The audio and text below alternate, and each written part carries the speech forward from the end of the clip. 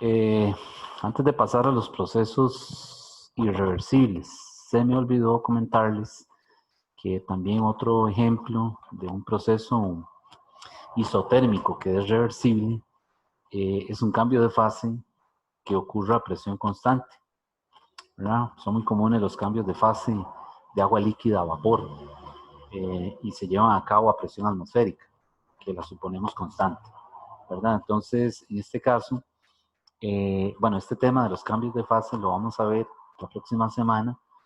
Básicamente es la primera sección del capítulo 10 y de ahí no vamos a pasar por razones de tiempo. Pero adelantando un poco lo que vamos a ver ahí, en los cambios de fase, cuando se usa esta notación 1, 2, 3, me refiero a hielo, agua líquida y vapor. Entonces, en un cambio de fase, yo puedo utilizar esa notación, por ejemplo, para pasar de un líquido, de vapor de agua a un líquido si se condensa, ¿verdad? O si ocurre la vaporización de agua líquida al vapor propiamente. Entonces, pues también se usa la notación S1, S2 y S3 y podemos calcular los cambios entre dos de esas S, ¿verdad? O también es muy común la notación S', S2' y S3', que eso no tiene nada que ver con derivadas, ¿verdad? Es simplemente la notación para referirse a el hielo, o sea, la fase sólida, la fase líquida y la fase vapor de agua. Entonces, un cambio de entropía en un cambio de fase lo podemos escribir como S final menos S inicial, donde esto es L entre T. Y esa L es el calor de transformación o el calor latente, ¿verdad? Recuerden que también le llaman así, calor de transformación o calor latente, eh, que pues en los libros de física general es muy común relacionarlo a través de esta fórmula, un M por L, en donde el L es el L de fusión o el L de vaporización. Aquí la L minúscula, estoy usando la L minúscula para no confundirla con la L mayúscula que la hemos venido usando en este curso para eh, la longitud en alambre, ¿verdad? Cuando se somete a una atracción que se deforma. Bueno, entonces, esto realmente es el calor latente, ¿verdad? Lo que yo llamo aquí la L mayúscula.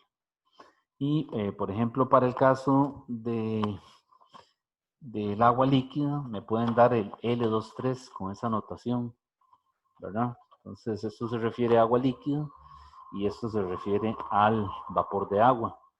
Y me dicen que el valor es 22.6 por 10 a la 5 joules kilogramo a la menos 1.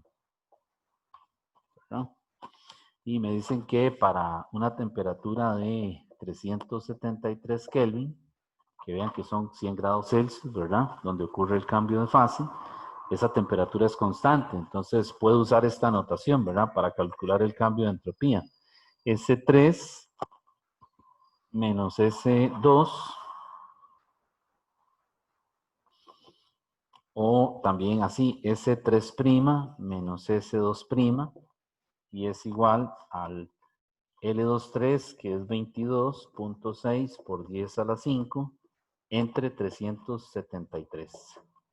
Y ese cambio de entropía me da 6059. ¿Qué unidades tiene? Joules, kilogramo a la menos 1, Kelvin a la menos 1. Entonces, también los cambios de fase a presión constante, se trata también de un proceso isotérmico que se puede considerar reversible. Es decir, estos casos, este caso de un cambio de fase se puede también relacionar con el hecho de un objeto que esté en contacto con una fuente de calor.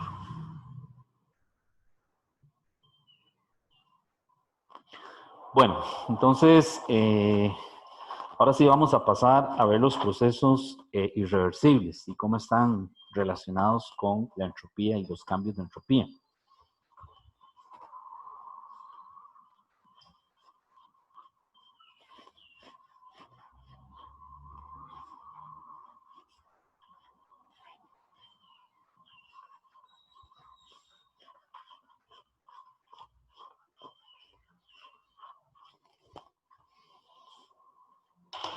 Entonces ahora vamos a ver entropía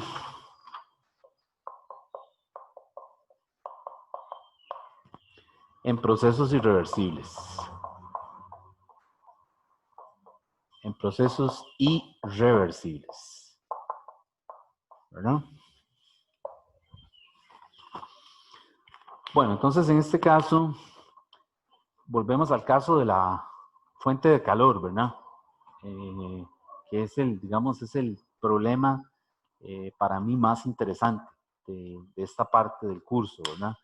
Cómo analizar el comportamiento de un objeto que está en contacto con una fuente de calor, ¿verdad? Entonces, yo me lo imagino así, ¿verdad? Como algo así, donde tengo un objeto que está en contacto con una fuente. Entonces aquí las paredes son adiabáticas para evitar la transferencia de calor desde o hacia, ¿verdad? Y el objeto lo tengo colocado aquí. Me imagino como un bloquecito de algún material que tiene masa M, ¿verdad? Y está a una temperatura T1. Y todo esto es la fuente, ¿verdad? Todo esto es la fuente que está a una temperatura T2, ¿verdad? Entonces este es el cuerpo, el sistema, ¿verdad? Cuerpo, o también le llamamos el sistema a temperatura T1. Entonces, en este caso, cuando hablamos de un proceso irreversible, pues podemos decir que el delta S del sistema va a ser igual al delta S del cuerpo, que es lo mismo, ¿verdad? Y eso va a ser igual a un Cp por el logaritmo natural de temperatura 2 entre temperatura 1, ¿verdad? Ahora, si esa temperatura 2 es mayor que la temperatura 1, entonces lo que pasa aquí es que el flujo de calor es hacia el cuerpo. Es hacia el cuerpo. Y entonces, pues lo que va a pasar aquí es que vemos que el logaritmo de T2 entre T1 es mayor que 0, ¿verdad? Y por lo tanto, lo que podemos concluir aquí es que el delta S del sistema aumenta. Es decir, ese cambio de entropía siempre va a aumentar en todo momento, es decir, va a ser una cantidad en magnitud positiva. Bueno, eso es con respecto al cuerpo, ¿verdad? El cuerpo que tenemos ahí. ¿Qué pasa con respecto a la fuente? ¿Qué pasa en el caso de la fuente? Vamos a ponerlo por aquí. En el caso de la fuente, pues lo que va a pasar es que el Q del sistema es igual a Cp por T2 menos T1. Y ese es el calor hacia el cuerpo, ¿verdad? En términos de la fuente. Ahora lo estoy viendo con respecto a esta fuente, ¿verdad? Imagínense aquí algo gigantesco, ¿verdad?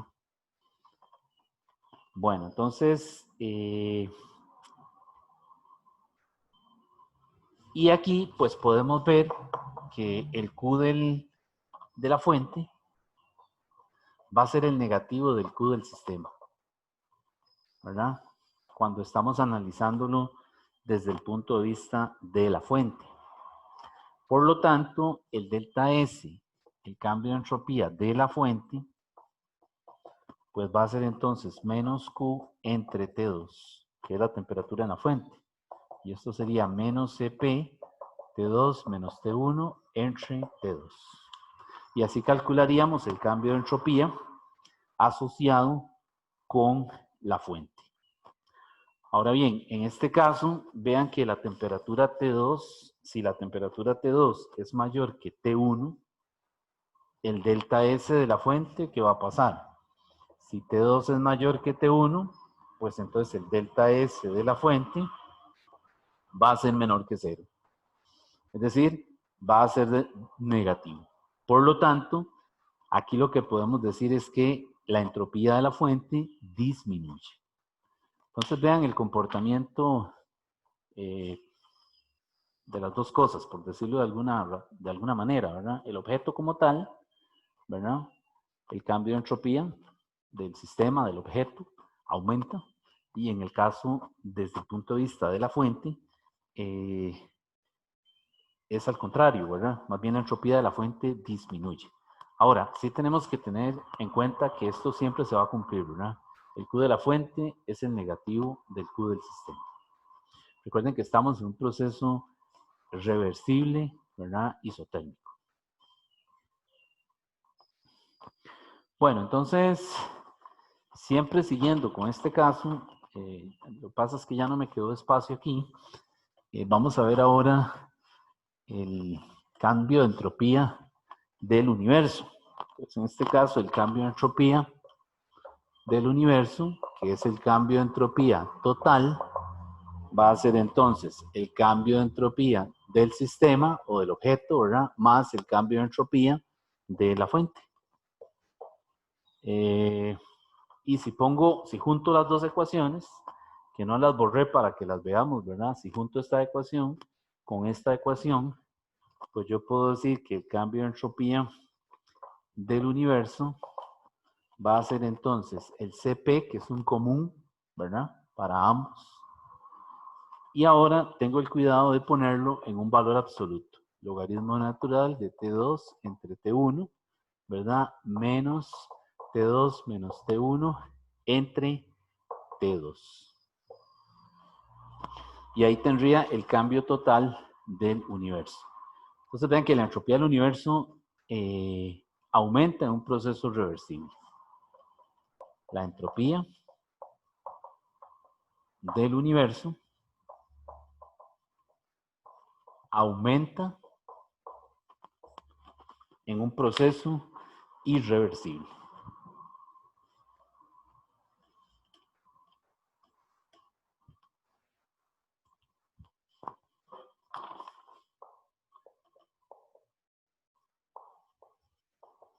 En un proceso irreversible.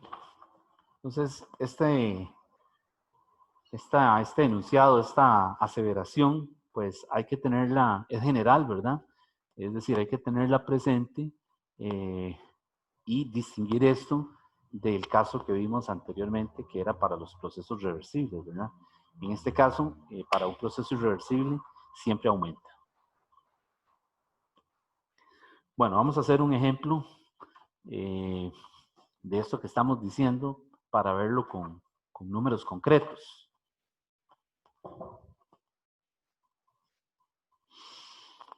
El problema que vamos a hacer, voy a leerlo, dice, supongamos que la temperatura del agua líquida aumenta de 273 Kelvin, ¿verdad?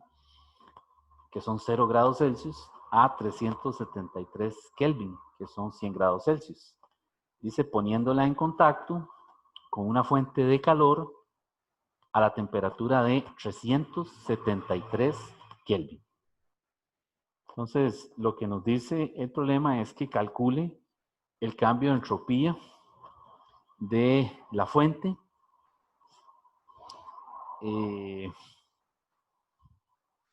y compárelo con el cambio de entropía únicamente debido al agua.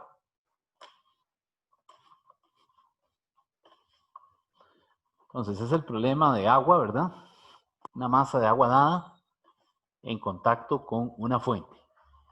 y esa agua se lleva de 0 a 100 y la fuente está a 100.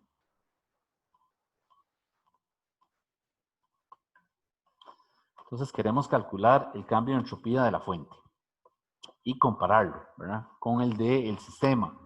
En este caso el sistema es el agua líquida, ¿verdad? No nos dicen la masa del agua, nos la pudieron haber dicho también, ¿verdad? Entonces ahí hay que ver qué ecuación usamos, ¿verdad? Si tenemos que tomar en cuenta la masa de ese sistema. Bueno, entonces yo primero calcularía la del agua. Entonces el cambio de entropía es S2 menos S1, ¿verdad?, a presión constante, que sería un Cp, logaritmo natural de T2 entre T1. Y para el caso del Cp, uso este valor. Uso 4.18 por 10 a la 3, joules, kilogramo a la menos 1, Kelvin a la menos 1. Y eso lo voy a multiplicar por el logaritmo de 373 entre 273. Y eso me da ese cambio de entropía para el sistema, que es el agua, ¿verdad? Me va a dar me da 1304 joules, kilogramo a la menos 1, Kelvin a la menos 1. Ok, vamos ahora a compararlo con el delta S de la fuente, a ver si es cierto. En el caso de la fuente, vean que el calor fluye hacia el agua por kilogramo, ¿verdad? Es decir, el agua tiene una cantidad dada de masa, tantos kilogramos, pero no la dan, ¿verdad? Entonces suponemos que hay un flujo de calor por unidad de masa, por kilogramo, ¿verdad? Y aquí, pues, vean que esa Q se puede calcular como Cp por T2 menos T1. Entonces, si vuelvo a usar el mismo valor para el Cp, 418 por 10 a la 3, joules, kilogramo a la menos 1, Kelvin a la menos 1. Eso lo multiplico ahora por 373 menos 273K. Y me da este valor para Q. El calor es 4.18 por 10 a la 5 joule entre kilogramo, ¿verdad? Y ahora calculamos el delta S de la fuente. El delta S de la fuente es el negativo de este calor, ¿verdad? Este es el del agua. El de la fuente sería el negativo de Q de la fuente. Por lo tanto, aquí, cuando calculo el delta S, pues le pongo un menos aquí, únicamente, entre la T, 2, y entonces serían menos 4.18 por 10 a la 3, joule entre kilogramo, entre 373K. Y vean el valor que me da. Me da menos 1120 joule, kilogramo a la menos 1, Kelvin a la menos 1. Entonces, claro, de aquí nos damos cuenta, comparando esto con esto, vean que esto es positivo y esto es negativo y es menor en magnitud, ¿verdad? Vean que aquí son 1304, 1300 y aquí son 1120, ¿verdad? Entonces, pues claro, viendo este ejemplo sencillo, vemos que el aumento de entropía del agua, ese aumento de entropía del agua es superior a la disminución de la entropía de la fuente, ¿verdad? Y aquí lo vemos, en valor absoluto, 1304 es mayor que 1120. Por consiguiente, ¿verdad? Viendo este ejemplo, vemos que la entropía del universo siempre crece en aquellos procesos en los que el calor fluye a consecuencia de una diferencia finita de temperatura. Ven que aquí se trata de una diferencia finita, es decir, es un valor concreto, es un número, por decirlo de alguna manera, entero, ¿verdad? Es esa diferencia que está ahí. Es decir, no hay un cambio diferencial, es lo que quiero decir, ¿verdad? Bueno, entonces vean que los procesos reversibles, en ese sentido, se llevan a través de cambios diferenciales, ¿verdad? Porque está relacionado con aquello de un proceso cuasi estático adiabático, entonces se utilizan los diferenciales. Entonces hay que derivar, hay que integrar en problemas de procesos reversibles. Pero cuando trabajamos con procesos irreversibles, los cambios son finitos. Es decir, no se utiliza el cálculo, no se usan derivadas, ni hay que integrar, sino que por lo general se trabajan con cantidades ya constantes, como la presión atmosférica o la diferencia de temperaturas, ¿verdad? Para llevar, por ejemplo, aquí el agua de 0 a 100 grados Celsius. Y la otra cosa es que los procesos irreversibles son procesos abruptos, es decir, son procesos que ocurren de forma, es decir, muy rápida, de forma instantánea, ¿verdad? Por ejemplo, si yo tengo un pistón con un cilindro con un pistón y lo muevo lentamente, es un proceso que lo puedo convertir en un proceso reversible, ¿verdad? Porque puedo subir y bajar lentamente el pistón de tal manera de que ese gas, por ejemplo, que esté ahí adentro, esté siempre con sus coordenadas macroscópicas en el equilibrio.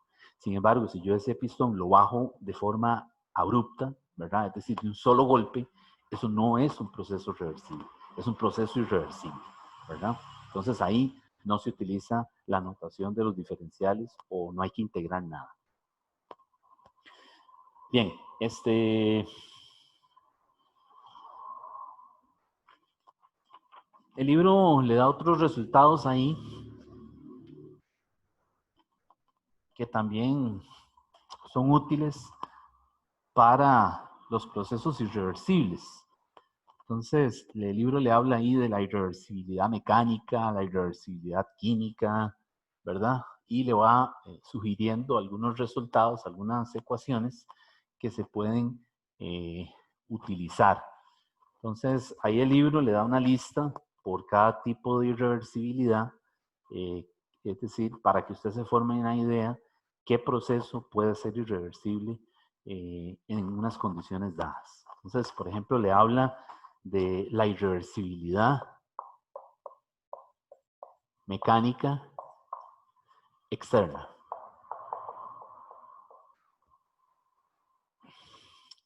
Entonces, un ejemplo de un proceso irreversible de ese tipo es agitar un líquido viscoso, ¿verdad? En contacto con una fuente. Vean que en este caso, un líquido viscoso tiene el análogo a un coeficiente de fricción, que precisamente es la viscosidad, ¿verdad? Y hay pérdidas de energía cuando esas capas de ese fluido se deslizan una sobre la otra, ¿verdad? Entonces, para este caso y para otros que le menciona ahí, el cambio de entropía del sistema,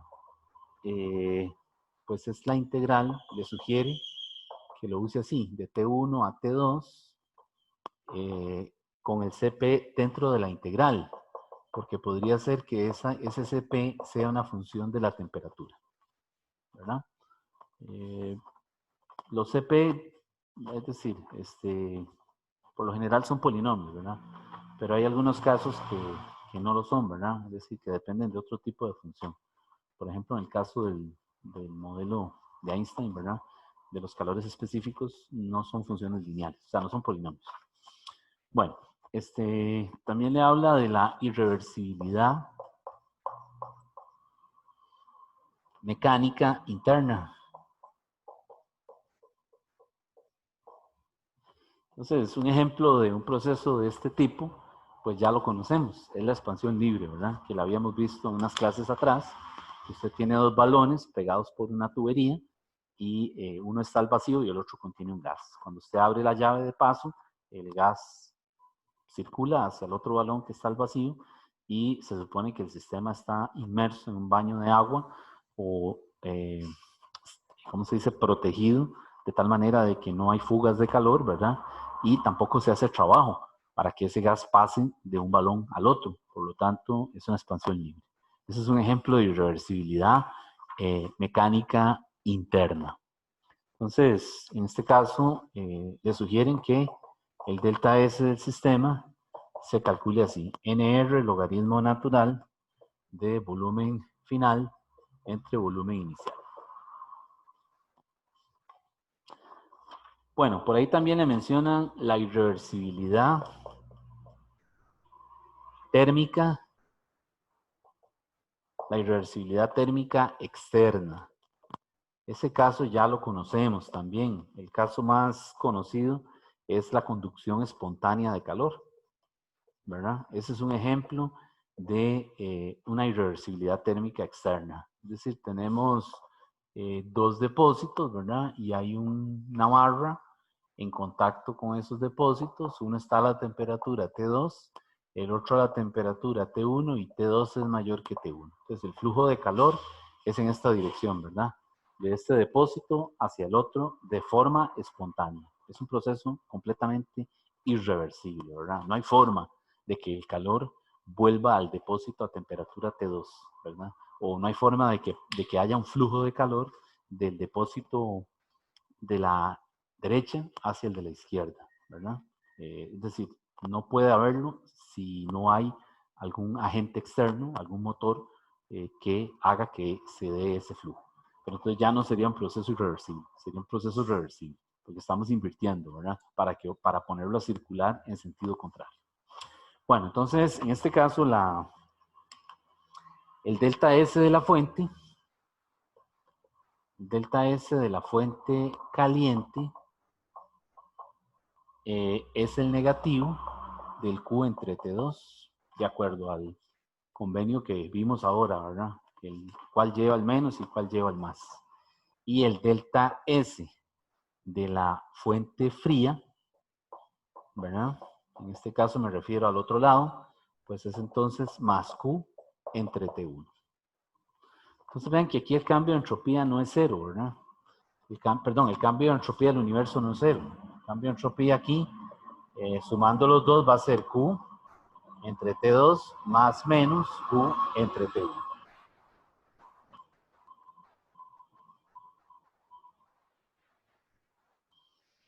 Bueno, y el otro caso que le menciona es la irreversibilidad química. Entonces, en este caso le sugiere que para el delta S utilice NR logaritmo natural del volumen 2 entre el volumen 1. Entonces, tengan cuidado con los problemas de irreversibilidad química y los problemas en donde hay irreversibilidad mecánica interna. Vean que las ecuaciones son iguales, matemáticamente son las mismas.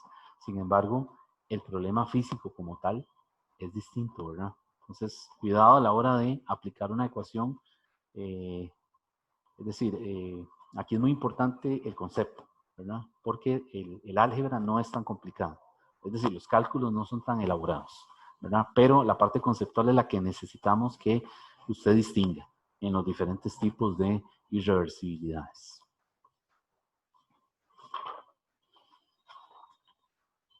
Bueno, para finalizar esta clase, voy a comentarles el principio de aumento de la entropía. Que es una sección que se me escapó del temario del curso. Es decir, la quité, pero realmente había que verla. Entonces, tampoco le vamos a dar tanto énfasis, ¿verdad? Pero sí es importante mencionarlo. Esto se llama, esto es un principio en termodinámica que se llama el principio de aumento de la entropía.